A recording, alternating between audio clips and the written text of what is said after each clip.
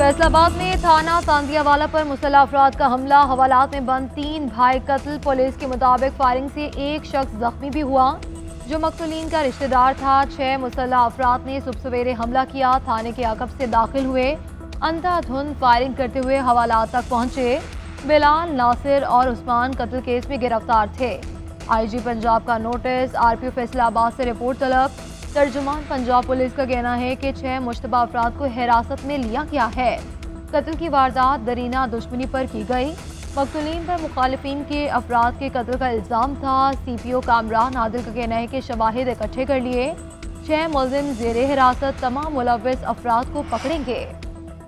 बानी PTI और अहलिया के खिलाफ 190 मिलियन पाउंड केस की समाअत कुछ देर बाद कॉज लिस्ट एहतसाब अदालत के बाहर चस्पा कर दी गई। इस्लामाबाद की एहतसाब अदालत में जज नासिर जावेद राना केस सुनेंगे। ज़राए के मुताबिक आज फैसला ना सुनाए जाने का इम्कान है। फैसला सुनाने के लिए मुल्जिमान की अदालत में हाजिरी जरूरी होती है। वकला को नई तारीख दी जा सकती है। एहतसाब अदालत ने फैसला 18 दिसंबर को महफूज किया था। पहले 23 दिसंबर और फिर 6 जनवरी की तारीख रखी गई थी। 13 नवंबर 2023 को गिरफ्तारी डाली गई। 1 साल में जेल ट्रायल मुकम्मल हुआ।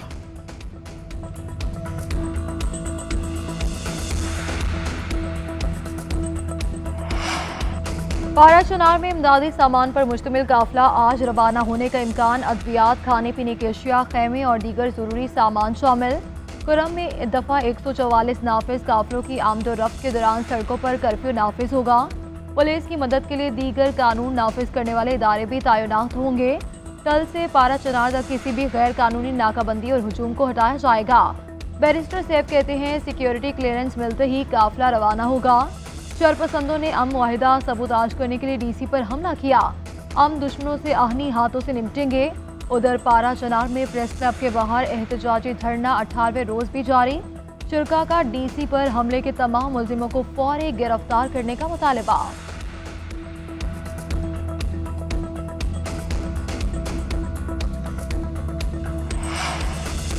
डिप्टी कमिश्नर कुरम पर फायरिंग में मुलविस 2 शरपसंद अस्पताल से गिरफ्तार। शरपसंद फायरिंग वाक़े में जख्मी हुए अस्पताल में ज़ेरे इलाज थे। गिरफ्तार शरपसंद तफ्तीश के लिए नामालूम मकाम पर मुंतकिल। फायरिंग वाक़े का मुकदमा थाना CTD में 5 अफराद के खिलाफ दर्ज कर लिया गया।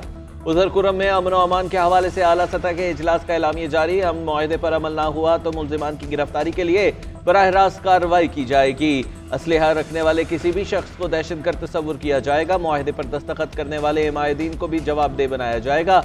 मुजरिमों को हवाले ना करने तक इलाके में हर किस्म की इमदाद और मुआवजे की अदायगी नहीं होगी। इंतजामिया का मुख्तलिफ खवारिज के सर की कीमत 50 लाख से 1 करोड़ रुपए तक मुकर्रर करने का फैसला।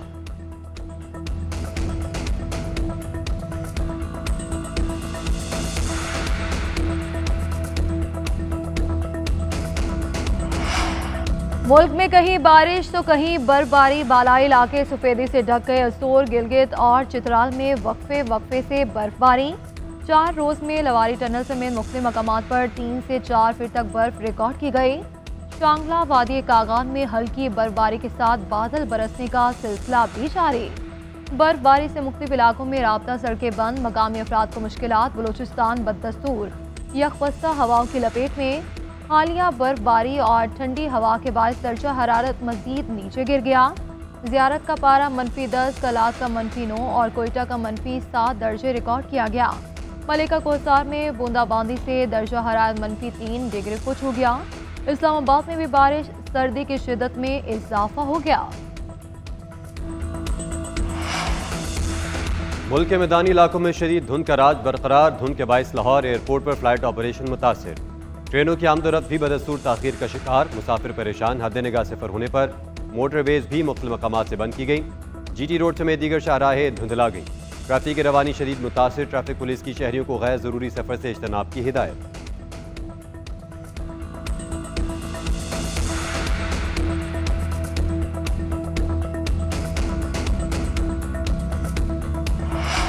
जस्टिस अमीनुद्दीन की सुप्रीम कोर्ट तैनाती के खिलाफ केस। रजिस्ट्रार ऑफिस के एतराज़ात के खिलाफ दरखास्त आज सुनी जाएगी। जस्टिस जमाल मंदुखेल अपने चैम्बर में दरखास्त पर समाअत करेंगे। साबिक chief justice Peshawar high court Waqar Seth मरहूम ने आउट ऑफ टर्न तैनाती चैलेंज की थी। रजिस्ट्रार ऑफिस ने 2020 में एतराज़ात आयद करके दरखास्त वापस कर दी थी। दरखास्त में साबिक जजेस मुज़ाहिर अली अकबर नकवी और काजी अमीन की तैनाती भी चैलेंज की गई थी।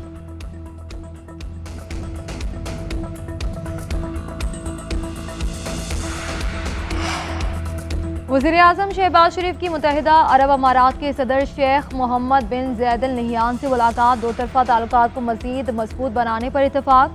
वज़ीर-ए-आज़म ने रहीमी अरकान में UAE के सदर से मुलाकात की। दोनों रहनुमाओं का इक़्तिसादी, सियासी और सकाफ़ती ताल्लुकात को मज़ीद फ़रोग़ देने के अज़्म का इज़हार। वज़ीर-ए-आज़म ने पाकिस्तान की तरक्की के सफ़र में मुत्तहिदा अरब अमारात के किरदार की तारीफ़ की। शेख मोहम्मद बिन ज़ैद अल नहयान ने पाकिस्तान के साथ कानूनी मादनियात और ज़राअत के शोबों में ताउन में दिलचस्पी को उजागर किया। सदर UAE ने खुद गाड़ी चलाई। दोनों रहनुमाओं में गैर रस्मी और खुशगवार गुफ्तगू हुई।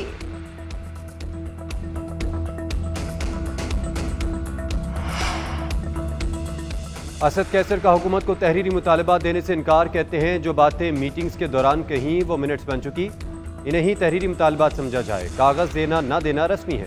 हुकूमती कमेटी असल फैसला साजों और स्टेक होल्डर्स को भी ऑन बोर्ड ले। साहिबजादा हामिद रज़ा की GNN के प्रोग्राम फेस टू फेस में गुफ्तगू, कहा मुशावरत के लिए बानी PTI से तफसीली और आज़ादाना मुलाकात की ज़रूरत है। बानी PTI की रिहाई एग्जीक्यूटिव ऑर्डर के जरिए नहीं चाहते।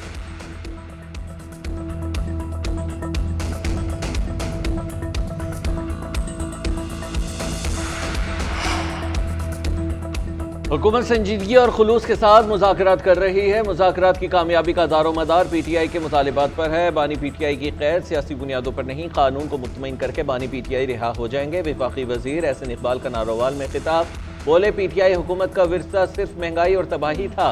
मुस्लिम लीग नून पाकिस्तान को तरक्की, रोजगार और खुशहाली देगी।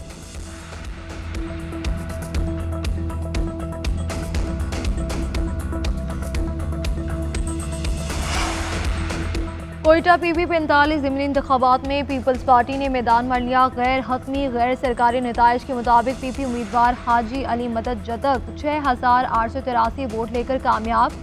पश्तूनख्वा नेशनल अवामी मिले पार्टी के नसरुल्लाह 4122 वोट ले सके। JUI के उस्मान बरकानी तीसरे नंबर पर रहे। गिलगित बल्तिस्तान में तरक्याती मनसूबों से तवानाई, इंफ्रास्ट्रक्चर और मईशत में इनकलाब। 100 मेगावाट शमसी तवानाई का मनसूबा शुरू होगा। गिलगित, स्कर्दू, चलास और घांचे को बिजली फराहम की जाएगी।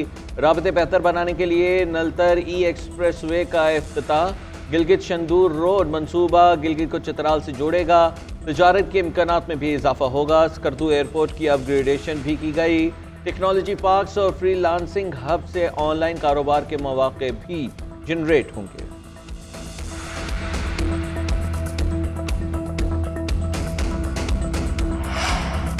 SIFC के ताउन से बरामदात में इजाफे से मुआशी तरक्की की राहें हमवार। जुलाई से दिसंबर बरामदात में 10.52% इजाफा। गुज़श्ता साल 14.9 के मुकाबले बरामदात $16.5 अरब तक पहुंची।